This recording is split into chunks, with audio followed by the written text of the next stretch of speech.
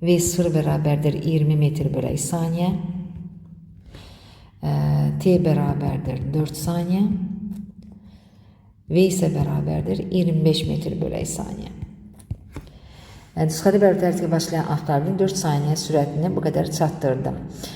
Avtomobil necə hərəkət edir və cavabı əsaslandıraraq yazın. Avtomobilin hərəkəti, biz görürük ki, zaman keçdikcə cismin sürəti artır. Cismin sürəti artdığı üçün də, sürət artdığı üçün bərabər yeyinləşən hərəkət edir. Bərabər yeyinləşən hərəkət etdiyi üçün də orada qrafikində çəkmək istəsək, bərabər yeyinləşən, deməli, başlanğıc sürəti, çünki onun 20 idi, son sürəti oldu 25 və zaman keçdikcə cismin sürəti artdığı üçün cisim bərabər yeyinləşən hərəkət edəcək, bərabər yeyinləşən.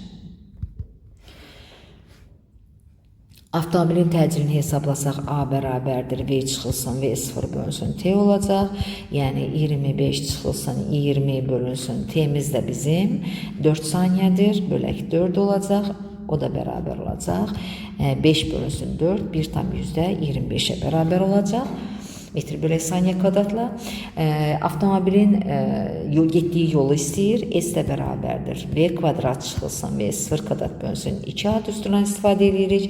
V-nin kvadratı 25'in kvadratı eləyir 625 çıxaq. V0 20'in kvadratı eləyir 400 bölək 2. A-dakı, buradan da biz A-nı da təyin etdik.